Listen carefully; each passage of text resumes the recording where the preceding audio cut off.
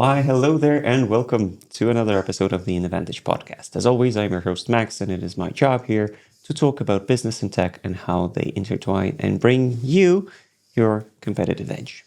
Today, I am joined by my wonderful guest, Mr. Maarten Verschuere, or Maarten Verschuere, for those of us who cannot pronounce Dutch. Unfortunately, I'm one of them. So, Maarten is the co-founder of several companies and a robust public speaker over those years that he's been in professional life for more than 20 years. Yes. Right? Yes. So Maarten has successfully made an exit of one of his startups, Clever, and he's currently working on one of his new projects, which is Mentix.ai.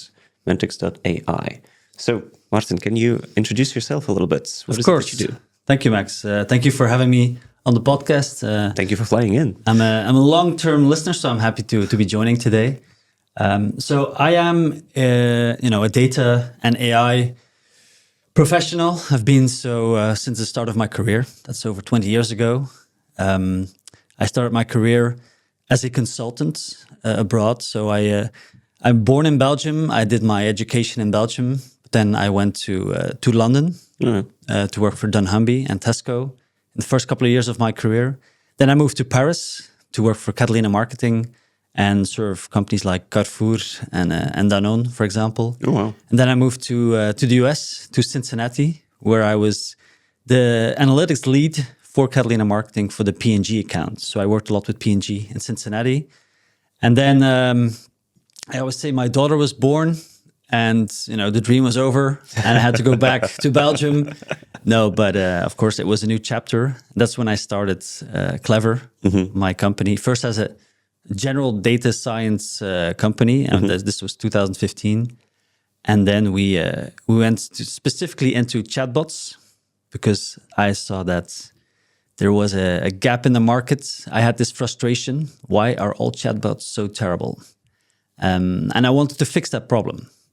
So in our startup, it was a hell of a experience, but we managed to find a solution. And then it's a longer story, but we managed to have a very successful exit. And then I continued my work in data science and AI then. AI came back to life spectacularly. So after 2 years of just doing AI research and sharing my insights to the world and doing keynote speaking, I decided to found Mentix and really take AI solutions to the next level. In creating AI versions of real humans. So tell me a little bit more about that. What the vision is. As far as I understand, it's based on emergent tech, first and foremost. Yes. It's not something that I can go now home and ask ChatGPT to build in like 5 minutes. Or, a GPT wrapper that I can create in 10 minutes maybe. So it's emergent tech. It's something that will hopefully transform some facts of our lives. So can you talk a little bit about that? What is it? So the vision is that as humans, we communicate, we share information, and we spend a lot of our time at work and at home just, sharing information with others. Now, if somebody at work is not available for customers or internally, there's actually a communication gap, right? So people want information, they want to have that conversation. And when a person is not available, they need to wait, and there's a sort of inefficiency in the way we work and live together. Now, using AI, if you look at the state of AI, how it was 10 years ago versus now, it's, the science behind it, you could say, is the same, but the potential application is spectacular. So what we are going to do, I would say trying to do, but I like to say what we are going to do is create a full AI version of an existing human, which means that this AI version will have, first of all, the looks and the voice of that human, but also will have the knowledge and the personality of that person. Oh, wow. So it will be an actual snapshot of the person. And within our first scope, it's going to be for specific purposes. So if you are a knowledgeable person in the company about processes, or if you're like a senior lawyer or a senior consultant who needs to train the younger people, then in a perfect world, you're available 24/7 to those younger people. But of course you are not, because your hours are really expensive. True. And those young guys, they can ask questions, but you're not for them. They're there for them 24/7. When we are able to create an AI version of you, they will be able to have a conversation with you, with your brain, 24/7, which means that when I start as a young consultant or a young analyst, and I wonder, like, how do I write this proposal? How do I formulate this question? What's the first step in this analysis? You can actually have a chat 24/7 with the AI version of this senior mentor, maybe even your CEO, and immediately gain that information and continue with your work. So it's unlocking the knowledge of people 24/7. Of course, you always need the human factor, but you don't actually always need the human factor for some questions. You just want to have that knowledge that that advice to get you through the first steps, and then can you move on. So that's the big vision of retaining the knowledge of people in companies, and then unlocking that knowledge in a 24/7 way for customers and internal people. Okay. That sounds quite like a challenge. So the two main things that come to mind immediately is how do you copy an entire person's, knowledge and personality into an AI, and the second is, well, the current versions of AI that we know, like ChatGPT and any other variation of it, and the Google's version and the Microsoft's version and everybody else's, is it tends to hallucinate a lot. So the level of trust that you need to place in an AI is just not there yet for the processes that you describe. So how do you plan on tackling those two main challenges, or do they even pose a challenge to you in your vision? Yeah, absolutely. Well, it doesn't pose a challenge to my vision. I think believing that every human will have an AI version of himself or herself is something we believe in. That's the strong vision. Like, this is the future. Today, every company has a website. In the future, every person in the company will have his or her own AI version. So the vision is very strong. We truly believe that we will be able to digitize all the knowledge and the personality of people. So that's the vision. The fact that it's not there yet makes it interesting for me. So I love emerging technologies because I love to see the potential value in them, even though when they're not ready yet. And this is a vision that has kind of developed itself over the past, I'd say, 9 years, from when I started my chatbot company with that same frustration. Why don't chatbots work better? So I have this deep knowledge of how the first generation of chatbots work. And in the end, we succeeded in making them work. So I have an insight in how these emerging technologies develop themselves, and how having the dream of how they should work is actually an essential component of making them work, right? You need visionary entrepreneurs that can define the future so we can build towards that future. True. So even though the technology is not mature yet enough to do this, to realize this vision, I think we are 2 years away of making this happen in a scalable way. Today, we can already run pilots.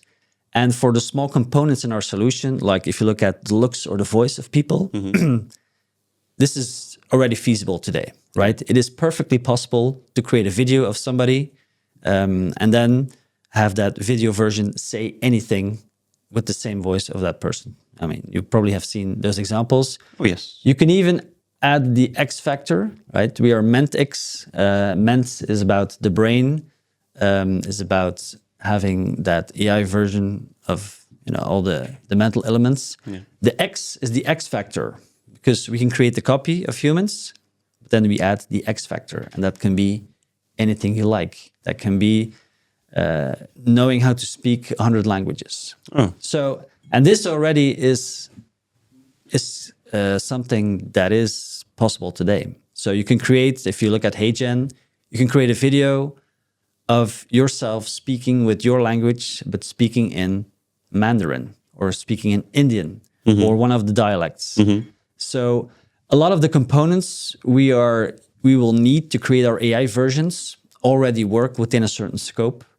What we try to do is bring them all together. The fact that we will capture the knowledge of a certain person it's more, I mean, it is a challenge, but it's a workflow to define a specific use case and define the knowledge we need to serve that use case, to solve that problem. And the personality, capturing the personality of a person as well is, I mean, in psychology, there's been decades, 100 years of science about the psychology of an individual. Yeah, what even makes an individual, right? Like exactly. There's a philosophy. So there's a lot of elements we see there as well. So we're using old science and new science. And when you bring everything together, you can create that AI version of a human. Is that going to be the same as the human? Does this mean we're going to live forever? I don't think so. There's a specific, we'd call it the soul, the creativity of a human that we cannot copy. Sure. But if you look at how we operate day to day, the work we do, if we are looking for a new energy supplier, if we're looking to create documents to inform people at work, we're not really using our humanity. We're just doing the chores we have to do. And I am convinced that in 2 years' time, we will have AI versions of ourselves, AI brains of ourselves, who know what we know, who know what we like. They have our personality, and they'll be able to take on those tasks. So in everything in information exchange and small communications, I mean, the gap, will be solved, and we will do that.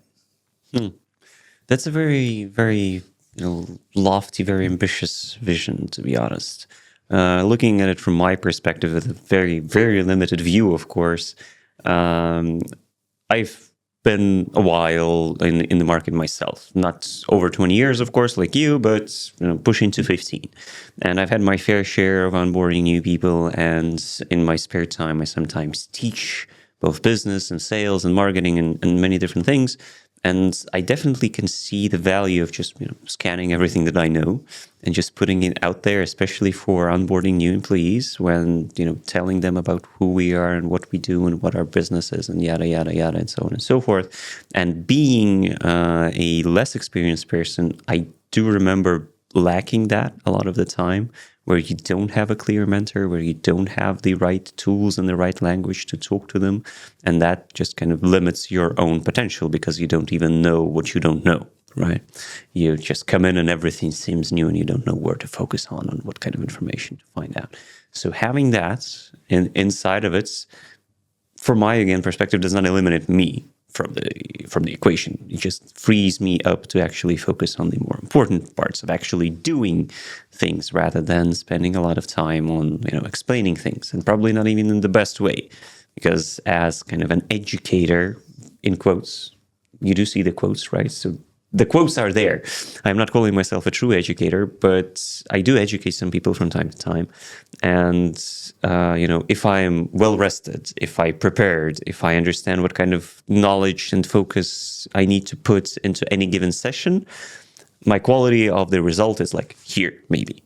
But then in the reality is that, I have a lot of stuff I need to do. I didn't sleep that well today. I don't really know what kind of things we're going to be talking about. And I'm going to be talking to several people at the same time, and they all have their own gaps in their knowledge, where somebody understood something and somebody else didn't understand something. So I'm kind of trying to find the middle, and instead of here, I am somewhere maybe here. And that's kind of the best case scenario that requires a lot of effort. So for what you're describing, that kind of seems to go away. And the whole process would be replaced by an idealized version of me that knows what you want and what you don't want, and knows basically everything that I know. Do I understand that relationship correctly? It will take away all of the work that is just exchanging information. You will still have the personal contact. You will still look people in the eye and look at, like, how are you doing today? What's your stress level, and so on. And you'll be able to give the value you need to give as a human, but not as a library or a knowledge base. If it's pure knowledge or communication, and I agree. I mean, sometimes you just have a bad day and you're not focused, or you're doing two, three things at the same time. Yeah.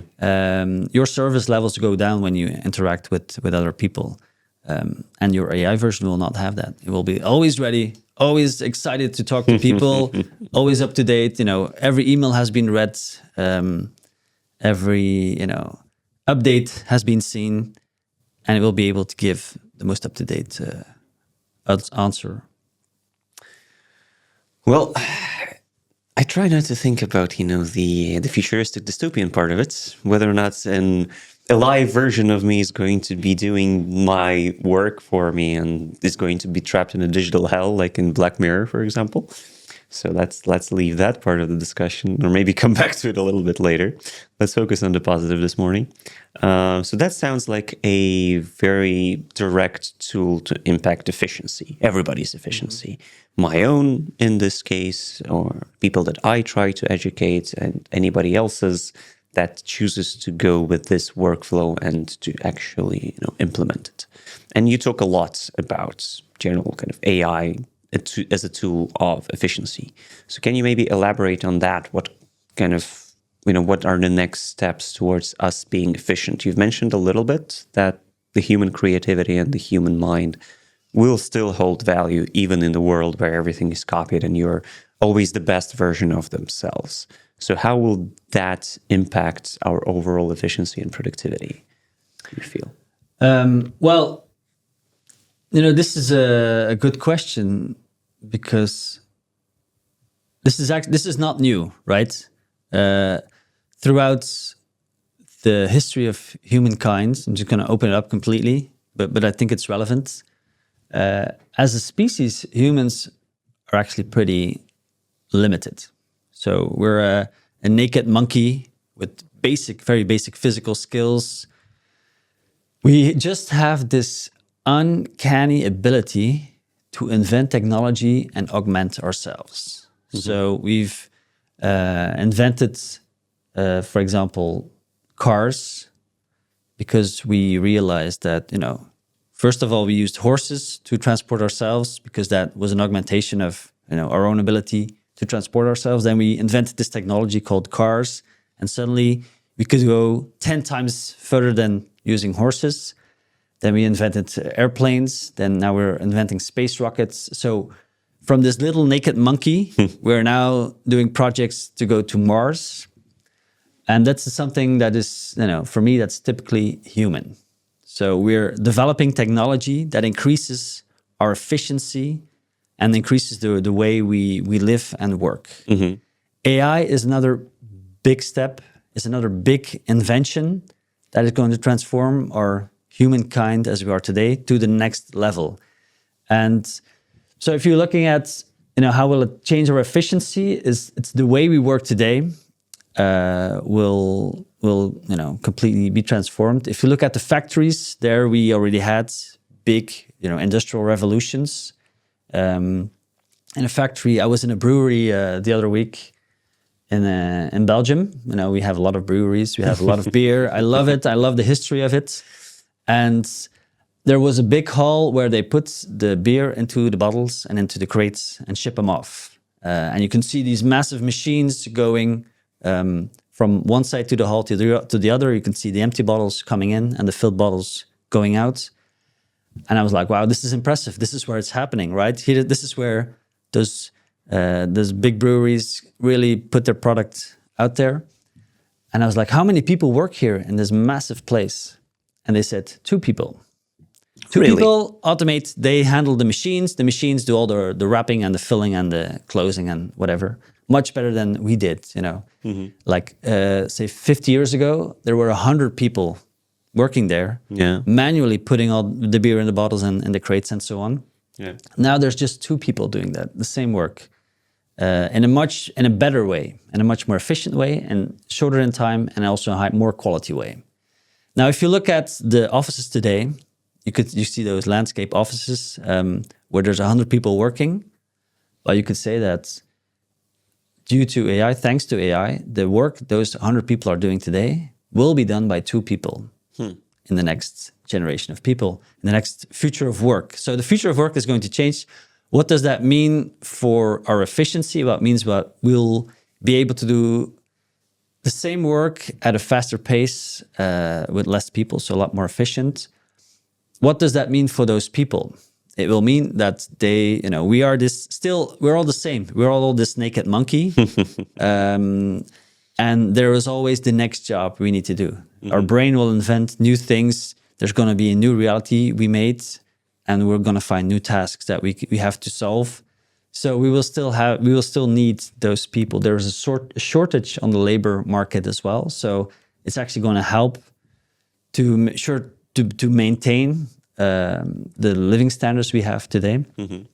But the question is, what are we going to do? Are we going to say maybe we should spend less time working and more time just enjoying life outside of work? Or are we going to find ways to fill up our time with tasks and other things to do? I would dream that it's the first case, that people are finally going to chill and say, like, maybe we are content with where we are today because the machines are doing a lot of the work for us. Yeah. But my expectation is this is just the beginning of another era where we're going to find new tasks, new jobs, new ways of filling our lives with interesting projects. Well, that is the question, right?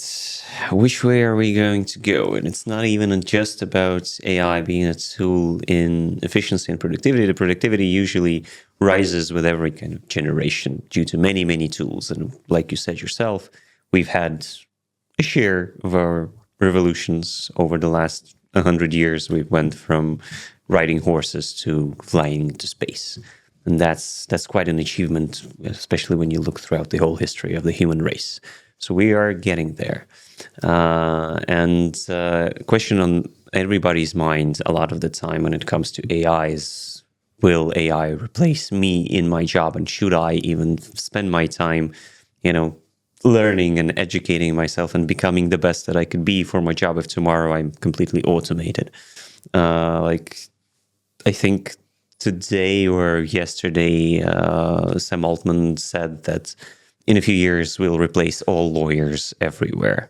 And that's one of the top, the kind of professions that everybody was always striving to be. There's so many serials and so many movies about lawyers. Like, what are we going to do without those movies and those serials if they go away? And I know that you have a book that you're looking to publish. I think it's called Will AI Replace You? Or AI Will Replace You, right? Yes. So a definitive statement that AI will replace you. With that in mind, with what we've already talked about, I feel like you have a more positive outlook rather than a combative one where, you can go into retirement right now. You will have nothing to do in the economy of tomorrow because everything will be done by AI. Can you elaborate a little bit about that? Like, how does AI empower you rather than limit you in terms of your professional development if it were to replace you further down the line? Yes. So my statement is AI will replace you. Of course, that's a challenging statement. So, and I start my book by saying I went to South by Southwest, I think last year or 2 years ago even, and there was a speech that was quite impressive, and it talked about AI and how it is slowly taking over, all the elements in our worlds. If we watch Netflix, actually AI is recommending what we watch. If we use Waze, AI is recommending how we drive. If we just check our emails, AI is selecting what is spam and what is, the right email to read.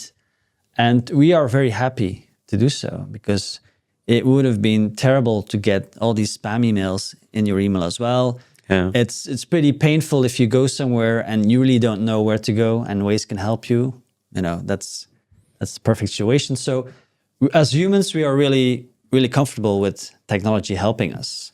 Now, as AI progresses, you could actually think that, everything we do will be nudged by AI at some point. AI could easily recommend what you should have for dinner every day, what you should buy at the supermarket, who your energy supplier should be, when you would go on vacation, where you should go on vacation.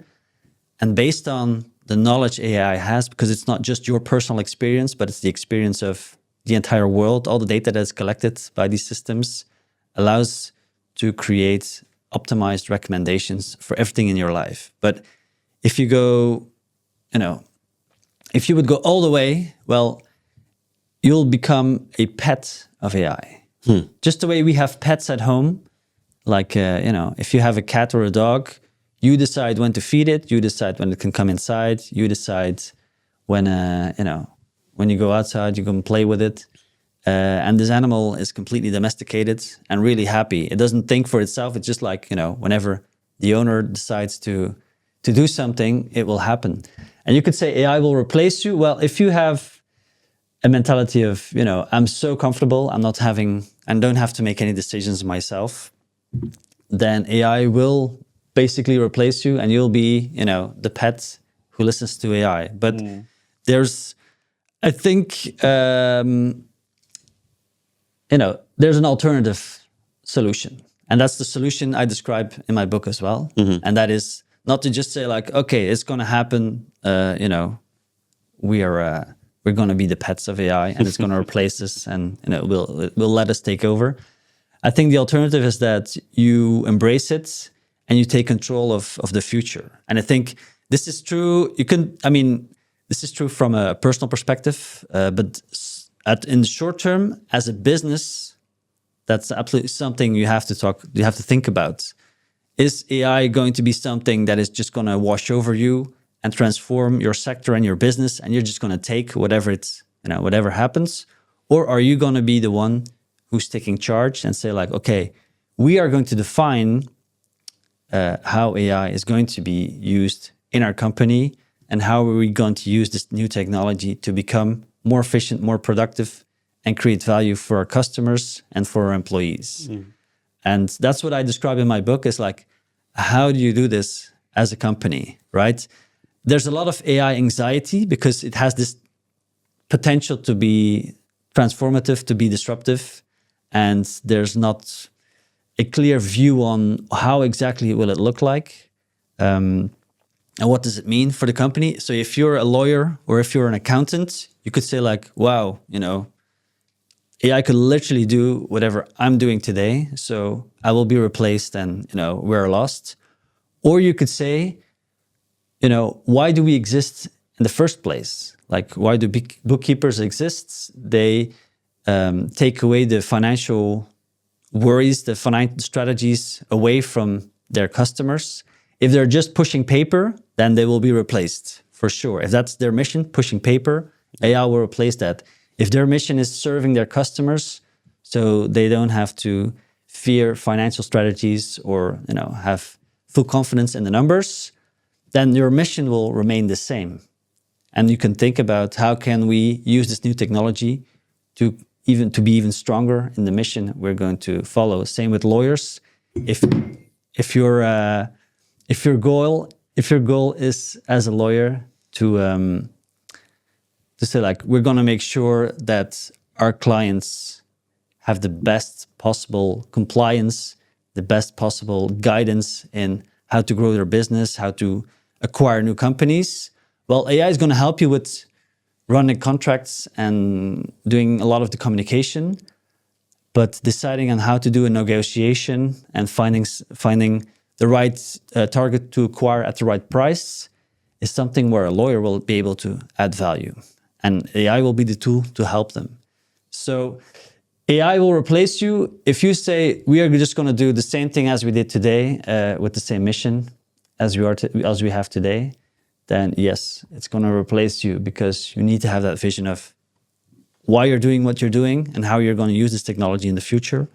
And if you have that vision, then it's a huge opportunity, right? So it's the choice between AI anxiety. What's going to happen? I don't know. We're doomed. Or it's AI opportunity. Like we can become the company that's going to be successful for the next decade. And that's what in my book, I'm trying to explain how to go from AI anxiety to AI opportunity. Well, I do see an opportunity to become a pet. There is something enticing in that proposition. I look at my cat every morning when I go to work, and he's so calm, so nice. He's so fed, no problems in his world at all. And I know it does sound kind of dystopian, and yeah, like being a pet of an artificial overlord is not the most enticing career prospect for a lot of people. And at the same time, there is value in contentment. If the only thing that you want in your life is to be content, if you want to feel safe and secure and want for nothing, that is, I think, how a lot of our ancestors thought heaven would look like. Everything is taken care of and there's nothing you need to be doing that's specifically for survival. You just do whatever it is the hell that you want to do. Even in that, there is something to look forward to. And beside that, if you do believe that there is place for still human creativity and human impact on the world by just leveraging this emerging technology, by thinking more, I guess, by thinking about the customers, like you said, in terms of companies, for example, by creating value rather than doing tasks and deciding where some tasks end and when some tasks start, and then just figuring out, okay, I can do this and I will do this and I will not go in either direction, then yeah, you could probably still be protected from this. Yeah, I mean, I do believe there is a down part, right? I'm a tech optimist. I believe technology will help us to be better humans, more productive, create value, and keep the how do you say it? The standard of living, like the enormous wealth we have, and some parts of the world, of course, there's still a lot of developments to be done, but still, it's going to bring a lot of value to our lives.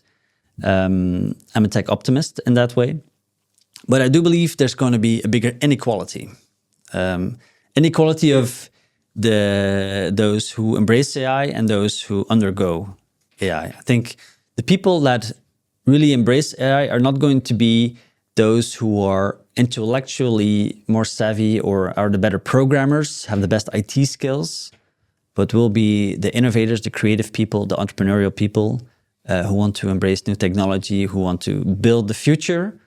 I think AI will help them improve their lives even faster. And then there's really going to be the people that are saying, let's say, like, look, I'm just happy, and which is fine as well, of course, but just following the lead of what's going to happen and not really get into the details of this new technology or how it's going to work. And they will have different lives. So there's going to be an inequality. I think the value distribution will also be different between those who really embrace it and want to explore their creativity and their humanity, and those who say, like, I'm just following the lead. Well, there's going to be two groups of people. That could be, a downside of this whole revolution. Yeah, true. We had a few episodes back with the Chief Digital Officer of Estonia, and he brought a little bit of his perspective on where the government's role in this AI revolution is. And as you probably know, Estonia is one of the kind of most digitized governments out there, basically the poster child of how digitized a government should function. And he mentioned in the episode that there's like an 87% of overall digital literacy in Estonia, and they are now working on data literacy as a whole. Like, where do you send your data, what kind of data is being used, and what is it used for? And they want to bring the data literacy up to 70-something% by the year 2030, if memory serves. Check out the episode. You'll know for sure. And he mentioned something interesting, is basically that the same thing that you're describing, where an AI overlord, so to speak, knows a lot of things about you, knows your career prospects, knows your inherent skills, all the way back from kindergarten, basically. Like, he knows that you draw nicely. So then a career advisory AI can then tell you, look, you don't really need to focus on typing really fast. Like, just dictate stuff to me. I'll do the rest. But what you can do is develop your like drawing skills, for example, and go into digital design. As an example, of course, digital design is also threatened by AI, by overflooding the markets with very cheap and very available but lower quality materials. But still, I still believe that it can be used as a tool. And if you combine that vision of, of an advisory on the government level, where they tell you, okay, you want to be a pet? Feel free. Like, here's what you need to do then. Here's what you need to do to keep healthy. Here's what you need to do to contribute to society in some way and not become a burden on it. And other than that, you're fine. You're cool. Just relax. If you don't, here's what the economy needs. Here's what we need as a society. Here's what you can contribute to it by developing a particular skill set that we already know you have an inherent kind of, talent in, maybe.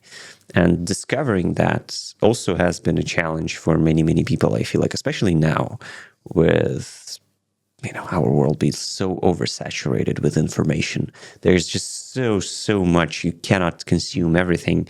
And having an advisor that can do it, especially like you mentioned, an advisor that is actually a copy of a person, your own personal, Mark Zuckerberg, or Gabe Newell, or whatever else it is that you like or want to follow, advise you, okay, you liked my career, here's what you need to focus on, considering the current digital and real space. And that could be a very nice system, I feel. So, since we are hopeful about the future, AI is not the only emerging technology that would come up over the years, and it's, I guess, not even the only emerging technology right now. Speaking about emerging tech overall, since what you work on first and foremost is not just AI for AI's sake, right? It's about reaching a goal using the environment that you have. And emerging tech is always the best place for it to find a solution that never existed beforehand. Are there any other emerging technologies that we need to look out for, or that you personally look out for, or within the AI space or outside of the AI space? I think these are the most interesting times to live in ever, because we're entering this perfect storm of technologies that are appearing at the same time. So not only has data science matured, so I started as a data scientist 20 years ago. My grandfather was a math teacher. So when I was a little boy, and I would go there and spend my weekends at my grandparents', and I saw him always with his books, solving mathematical equations, doing statistics.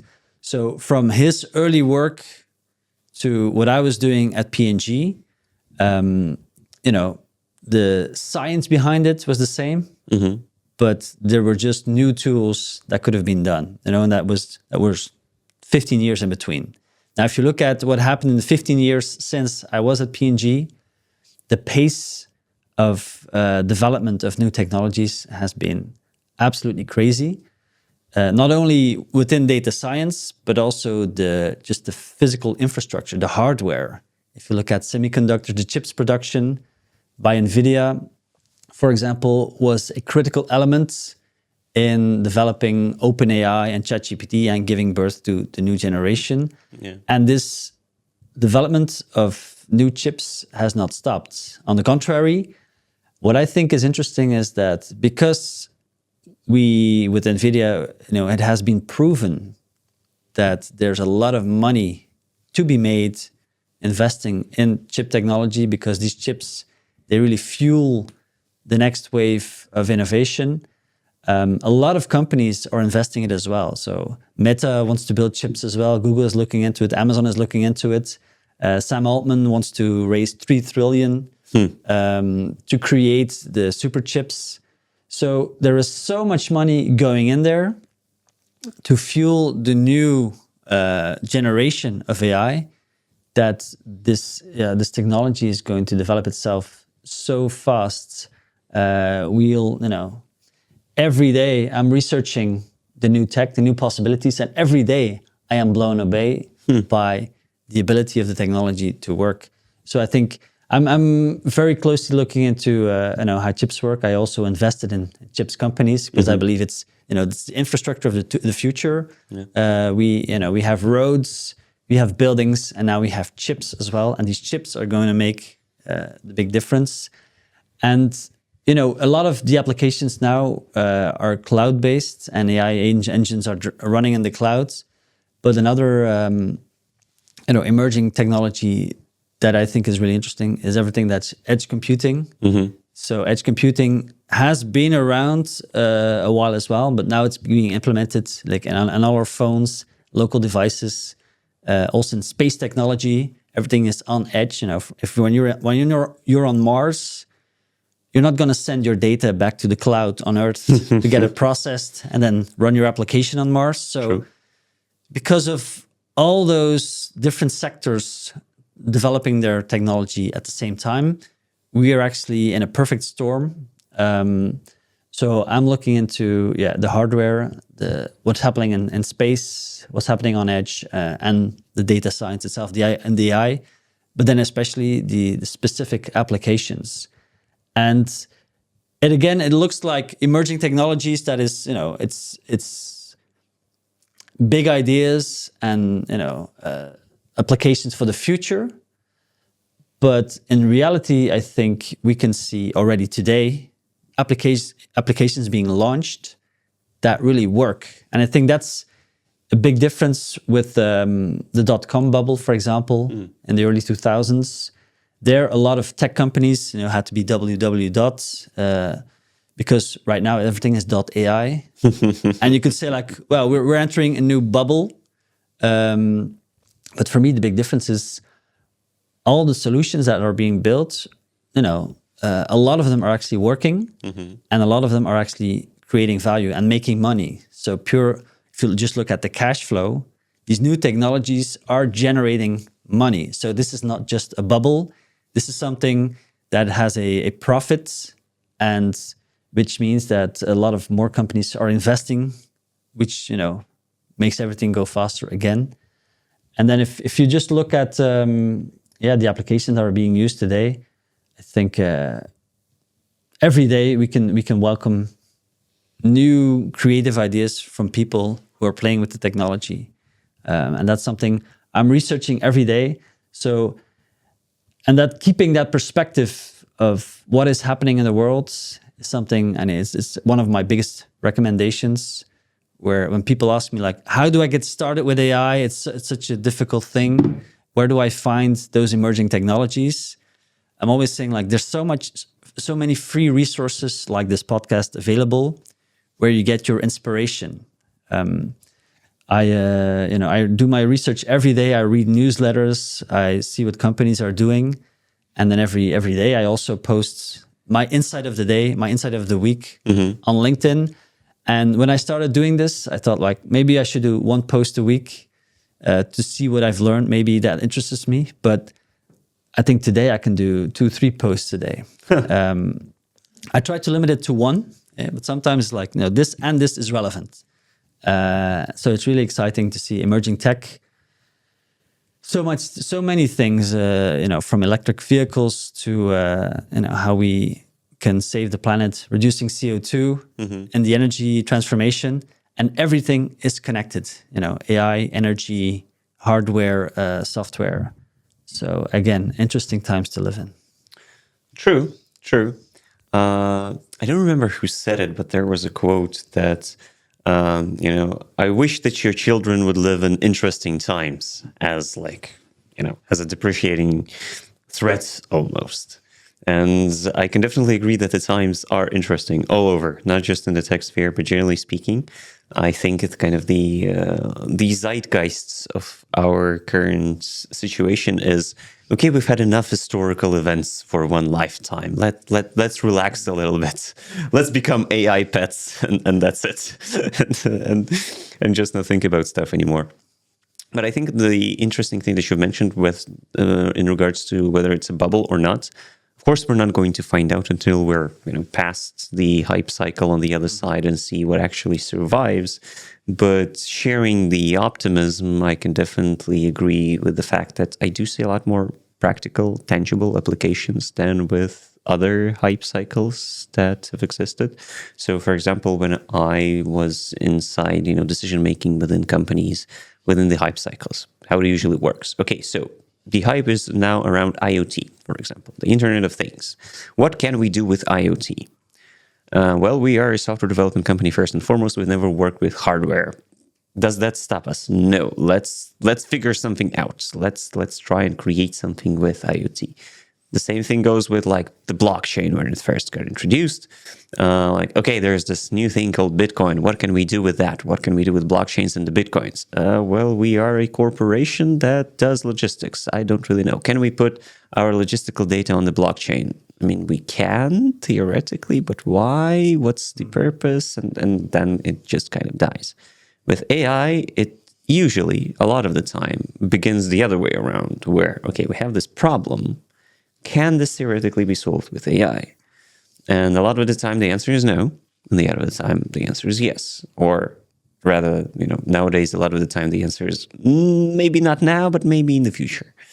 So at least from my perspective, that's what I noticed. How about you? I know that you do trainings of how to implement AI into businesses and into companies. And how do you approach this decision-making process overall? Yeah, I think I agree some parts, but that's, sometimes people look at technology first and then try to find the problem to use it. You say with AI, it's less the case. I think with AI, it's also still the case. Damn. Happy to disagree on that one, because in a lot of cases, I see some AI washing even. So let's put AI on top of it just to make sure that we're innovative. But in the back end, we're just still doing the same things. But hey, we took the next step, right? So we used to have a database. Now we still have we just use the database, but we call it AI. And, everybody approved. We're now an AI company, still doing the same things as before. So I'm a bit frustrated by that. And that all comes back to my experience with P&G. So 20 years ago, data was the new oil. Yes. And it was like, you have to use your data to create value for your customers, for your business. Exactly the same line we're using today for AI.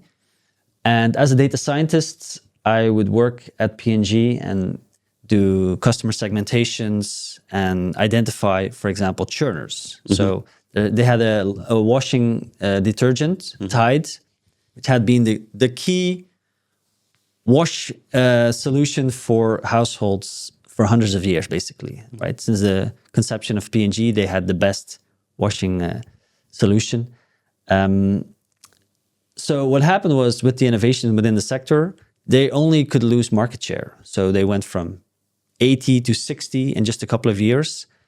And of course, they were afraid because their business was going down. Now, using data about their customers, my team was able to create a retention model, which identified the potential of every customer leaving the brand. And by looking at some indicators in retail data, we could see like, okay, at an individual level, these are the next 1,000 customers that will leave the brand. You can do something right now today because they have not left yet. And that model proved to be very efficient, right? They were able to retain 2 to 5% of the people that we targeted, more than they would be able to retain it with other means, thanks to the data. So this one analysis basically made them $1 million. And it actually only cost them, I think, less than 100K to do everything, which meant a 10x ROI. And I think at that point they realized, okay, this data is the new oil. It does have a ring to it, but it actually has an actual financial impact, the 10x impact. So when I go to AI now, and I talk to companies who say like, maybe we should try implementing AI, I'm also looking like, where is the 10x? Where is that 10x return on making the investment of in this new technology? And it's an interesting thing because you can create a 10x only when you're solving real problems. Like if it's a nice to have, if it's like, yeah, it would be fun to have a robot running around in the office where people can talk to, that's fine. How is this going to really solve any problems you have today? How is it really going to push the needle towards creating value? Maybe it's not. Well, then you shouldn't do it, right? So when I talk to my customers, when I give workshops or keynotes, I first challenge them, like I said before, like, why do you exist? What is your key mission? And the next thing is, what's the real problems here, right? Where are the big inefficiencies? Where are you spending a lot of time? Where do you have issues in sharing information and communication? To find that 10x problem. And usually the people inside of the company, they know what it is. And it's not the IT departments, unless they have specific IT problems, then they of course know it as well. Sure. But it's not an IT issue to be solved. How can we implement it? It is a business problem. It's a human problem, right? So I always encourage for sales and marketing and HR to be in the room when we discuss how are we going to implement AI? Because they're the one facing their daily problems. They talk to a lot of people. They talk to their customers. They talk to the employees. So they feel the pain those people have on a daily basis. And the pain you feel, that's a problem you can maybe solve using AI. And if you manage to do that and really list the issues people have in their daily jobs, then you can start thinking, okay, what's the solution? How can we use AI to do this? So it's going from why do we exist to what's the problem, and then finding that 10x return to implement AI. And then only at that stage you can start, okay, how are we going to build the solution? What are the tools? Are we going to build? Are we going to buy? And how are we going to implement this in the organization in a way that, makes people feel like they're not being replaced by technology, but rather helped by it? I like your example because from my perspective, that's exactly how we arrived at AI as well. We worked with data for a long time, and it just kind of naturally evolved into that space where we looked at it and we understand that, okay, we do actually have everything that we need to create customized LLMs or create, fine-tuned solutions for businesses or whatever, because we've worked with data models for a while. And I feel that's missing a lot of the time, where, the kind of the bedrock, the basis of actually starting something, some digital transformation project. It does not have to be AI, but generally speaking, any digital transformation project has to be built on something. And business problems is, of course, the first and foremost thing where that is born from, but not always, unfortunately, not always. So what would you recommend for companies looking to implement AI transformational projects? What do they need to have as the very basis, where at least this needs to be in place before we even consider implementing any sort of AI solutions? From an IT perspective, you mean? Yeah, let's talk about from the tech perspective. Yeah. So, you need to get the basics right. Okay. So, and the basics, it could be depending on what type of business you are. If you're, let's say, a local bakery, then your IT requirements, of course, will be a lot less than if you're a utilities provider, for example. But the key thing is there's a lot of big corporations who have these big databases and IT problems, and where, if you want to create value for your customer and you say, we're going to use AI to do personalized product recommendations, of course, your infrastructure needs to be able to support it. Mm-hmm. So if you have a legacy system, if you're a company that's been around for 20, 30 years, without doubt, you have the legacy of the IT tools you use. They will have their databases. They will probably work in silos. So it will be a challenge to say, in this field, we're going to use AI to create value for our customers.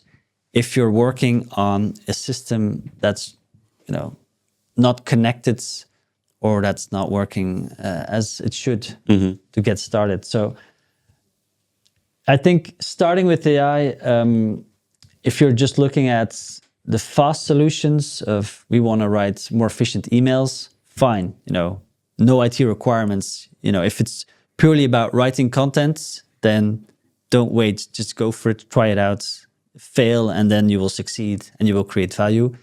If it's about creating scalable AI solutions based on the data you have about your customers or about your operations, your data needs to be in order, right? There's no quick win, like let's skip the data phase and just jump into AI. That's not how it works. So there needs to be an analysis. So when I talked about, so actually this is described in my book as well. I have 9 steps to get into how to implement a good AI strategy. Okay.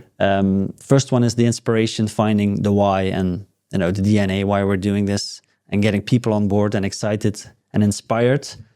Then if you go to the enablement of, okay, how are we going to do it? We're going to have to analyze the complexity of potential solutions. If you find 10 problems where AI could help, create value, create that 10x, it's good to look at the benefits of it. You need to see the benefits, clear 10x benefits, but then you also have to look at the complexity of implementation.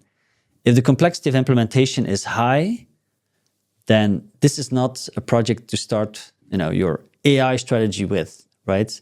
This is a problem you have to fix first, pure on the data level, databases, on the data flows and so on first before you can implement AI. So if you want to implement it, find a problem where the technical complexity, where the basis is low, to create those quick wins and the experience of using AI before you continue. And some companies will say like, look, there's no 10x quick win for us.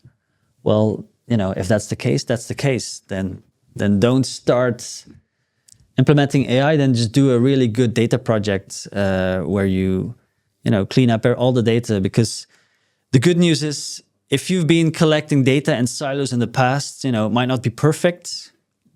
You still, this is not wasted investment. You still have that data, that new oil, you still have it somewhere. I would encourage everybody to, if the 10x ROI is there, to continue that work and unlock these data sources, because you will finally get a return on your investment in investing in the data. Nicely done. Nicely said. I definitely agree with these 10 points of the quality of data that you need. That's what I personally saw with a lot of customers that I worked with. So, very, very much nothing to add on top of it. Don't look at AI as a quick fix for problems that existed for years, for example. It's probably not it, at least not a quick one. You can get some quick wins if you're robust in how you approach and if you have the data for it. Otherwise, it's still an investment that can get you to those 10x if it is born from a place of, of actually analyzing the business and the business problem and finding a solution, rather than just trying to slap an AI sticker on a problem and calling it an AI problem, and that's it. And we've talked a lot about corporations and how it's done in big companies and big tech and everything else. Let's go back to the startup realities. So you have the wonderful experience of actually starting a company up, growing it, and then selling it and then moving on into another company. And I am personally familiar with many entrepreneurs that are on that journey even now. And a lot of them would, I think, say that nowadays it's gotten much, much harder than it used to be, because raising funds is much harder than it used to be, and the expectations are much higher, and everybody wants to have a working business model with the customer acquisition costs and a growing market already there before they try to invest, and so on and so forth. So being on the other side of that threshold, what would you recommend to startup founders on their journey? I have a tremendous respect for all entrepreneurs, even those who are now just sitting in their kitchen, working on their ideas, to those who've been in the journey for, say, 2 years, trying to get those first customers, trying to get their solution to be working. I have tremendous respect for them because I know how painful that is. I think if I hear entrepreneurs say like, "Oh, this is going like a breeze," everything is fine, I'm pretty sure he's lying.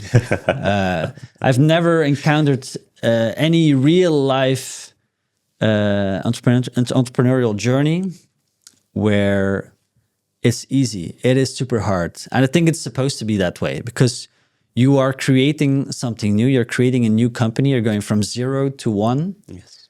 And that creational process is painful because you're creating a new pattern. You're not just following instructions. You're following your vision and trying to make it work. And the journey to go from 0 to 1 is one where you hit the wall a lot, in my experience, and which I see with other people as well. It is just so painful, and all you can do is stick to your vision, endure, and try to make your solution work. And very often, you will fail, right? I think it's a very nice story. My story is fantastic. I say like I had a vision. I went for it. I worked hard, but then executed and exited. The reality is I had 20 ideas. 19 of them failed. I created a lot of brand names, logos, websites. That's the fun part, right? Having the vision, the dream. But then when you start at execution, you get into the mud and the cold, and nobody is there to help you. I mean, they can advise you from the sidelines, but you have to go through it yourself. If you have a team, then your team has to go through it. It's insecure times. I wouldn't recommend it to anybody to become an entrepreneur just for the sake of it. Don't become an entrepreneur if you want to get rich. Don't become an entrepreneur just to have a cool lifestyle, because you're not going to have a cool lifestyle. You're not going to get rich. You're going to fail a lot, right? And you're going to have to endure, but you'll have the opportunity to live your creative dream and to live a life where you say like, look, I had some ambitions and I went for it. And I think for me, that's really important. I think the chances of me getting killed in my entrepreneurial dream with my chatbot platform, they were very high. It was actually not really responsible of me to go for that career choice with having a family and 3 children. So first of all, and that's just a general comment. Like, how would you say, is it hard for entrepreneurs? Of course. Is it harder than before? I don't know. I think it's just as hard. Right now, I'm doing this journey for the 2nd time, which is surprising to me because after the first time, I exited my company. Yeah. I had plenty of money. I mean, to just sit in the couch for quite a few years, and I told myself I'm never going to do this again, never. Mm-hmm. And now we are 5 years down the line, mm-hmm. and somehow I forgot about my own recommendation, and I'm starting it again. I do feel like I'm better prepared because I know what's coming.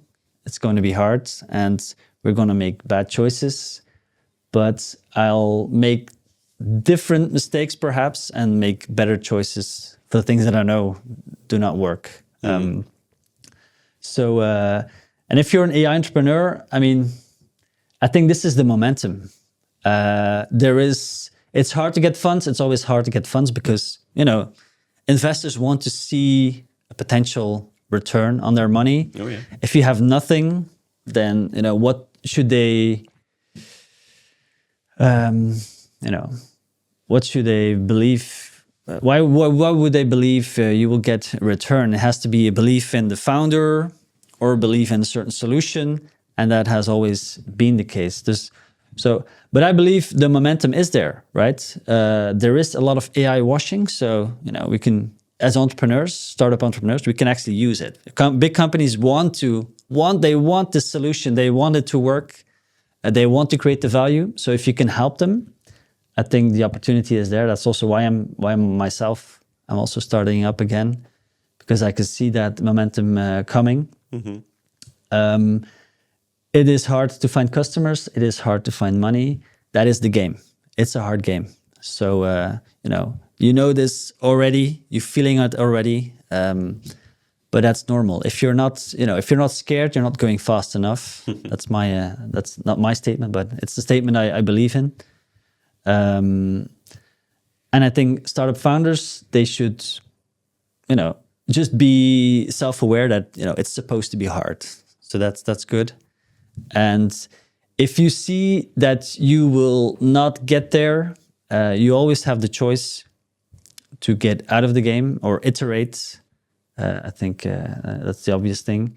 There's nobody who tells you have to continue. But I understand that when you raise money, you get a whole new set of problems, right? Sure. Before you get money, the problem is we don't have money, we don't have customers.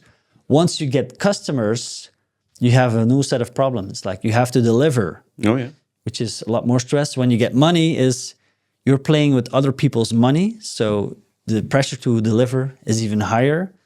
And the more money and the more customers you get, then you have to deliver even more. Then you get people on board. Then you have another set of problems, and that's we have to pay those people, we have to train those people, we have to keep them happy.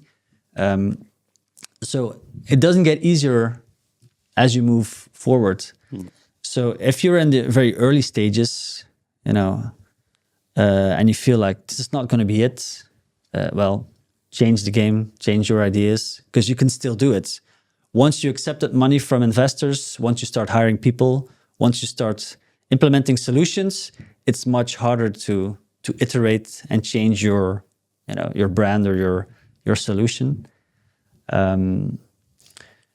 So startup guys who say, well, it's hard times for us today. Well, yes, they're true. Because it's always the way. It's how the game goes. Yeah, and they're not the only ones.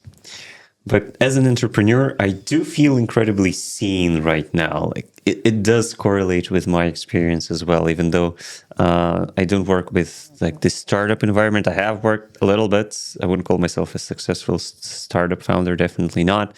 But in terms of business overall, I have worked with business for a while. I have founded my own business and I have worked for businesses for many years as well. And I definitely agree with the statement of, of that initial steps being very, very hard. For me personally, I think the step of, of going 0 to 1 was harder than going from 1 to 100. Because that initial step requires so much out of you in terms of mindset, in terms of, trust in your own abilities and your own ideas. It's very hard, and it's a very lonely journey to go on. And this is where I always appreciated co-founders when I had them, when you have people you can share that vision with, who share that vision with you as well. And you can share the load a little bit, carrying the ring into Mordor with you alongside you. It always helps. But yeah, I agree with all of the statements that you said. As an entrepreneur, like I said, I feel seen. It does seem very much close to heart as to how it usually works. If you're relaxed, you're not working hard enough. And if you want to do it just because you want to get rich, you're probably not going to be rich. That's not the goal. Like it's a very, very risky investment, so to speak. But it is an investment that can give you 10x and 100x and 1000x and all of the best X's. I had a talk with a fellow entrepreneur a couple of days ago, and we were talking about investments. Like where would you invest your funds ideally if you had you already solved all your base problems. You don't really need to think about where you live or where you eat or whatever else. Like, where do you invest? Well, there aren't that many places where you can get those 10x investments. They just don't exist. Startups is one. That's why there is still a lot of investment coming into startups, I believe. Yes, it's hard. yes, the value of money, the cost of money, the price of money is higher than it used to be. But I think it's getting down a little bit with the Euribor going down and interest rates going down across the board. I think it's going to get a little bit better with the time. But again, I'm not an expert on the topic. And the only place where you can invest to get like 100x is yourself, your own business. That's probably the only way you can go for it. But, it's still very, very risky at the end of the day. So you have to take that risk. Yeah, but that's the fun of it as well, right? Yeah. So it's like we only have one life. You have to decide, do I stay in my golden cage we were talking about being a pet of AI. You could say, like, if you work for a business where your heart and soul is not in there, when you deep down, you want to do something else, but you stick there as an employee. Well, in your heart, you're an entrepreneur, sitting in your golden cage. It's like, are you being a pet then? If you're on your deathbed at 100 years old, what are you going to regret? Not having tried once to build your company, or having left a company where you were not really passionate about. So I think for me, it's always a point to reflect. I think, of course, the basics need to be right. You need to have enough cash flow to live your life, eat, sleep, and so on. But then, having fun for me is such an important part of the whole entrepreneurial journey, right? If you're doing it to get rich, but you're not having fun, well, you're really not helping yourself, I think. True. Completely agree. Even you, as an entrepreneur, you are going to be faced with challenges a lot of the time. And like you said, if you're not failing, you're doing something wrong. Entrepreneurship is always a road paved in failure. You fail and you learn and you do better, and you fail and you learn and you do better, and you repeat the cycle until you succeed, hopefully. And if you are not having fun along the way, it's a nightmare. It's hell, where you cannot escape from this cycle of endless failure. But if you do have fun, then your chances of success also rise, I think, because you can continue the cycle much, much longer than you would have been otherwise. But yeah, Maarten, thank you very much for your insights into emerging tech, into AI, into entrepreneurship, into startups, and into where we as a society might go very, very soon. And thank you all as well for joining us on another episode of Innovantage. Please like, share, subscribe, leave your comments on YouTube and anywhere else that you're following us on. For the next episode, also check out our socials, and we will post them very soon. And keep believing in yourself and take that step and invest in yourself. You can do it. See you later. Bye-bye.